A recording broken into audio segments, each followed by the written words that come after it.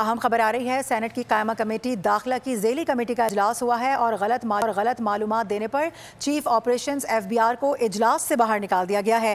Chairman committee chief operations F B R پر برس پڑے ہیں۔ اسی حوالے سے مزید بات کریں گے، ملک سعید اعوان ہمیں جوائن کریں۔ ملک سعید اعوان بتائے گا کیا انسائٹس ہیں اس سے متعلق؟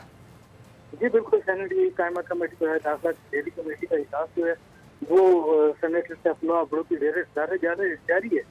اجلاس میں وزارت اطلاع سے تمباکو کے حوالے سے ٹی وی چینل کو جاری اشتہارات کی تفصیلات طلب کی گئی ہے۔ ٹیکس چوری کے حوالے سے جو غلط معلومات دینے پر chairman committee chief operation F B R پر برس پڑے اور کہا کہ گیٹ آؤٹ فرام کمیٹی۔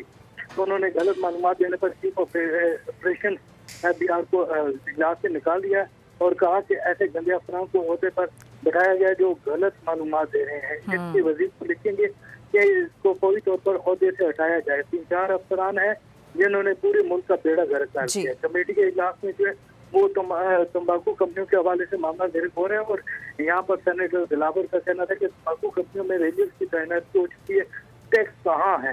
جب یہاں پہ فورسز بیٹھے ہوئے ہیں تو ٹیکس چوری نہیں ہو سکتا۔ سینیٹر سیف اللہ عبدو نے کہا کہ یہی افسر باہر جا کر کہتے ہیں کہ پارلیمنٹرینز کو کچھ نہیں آتا۔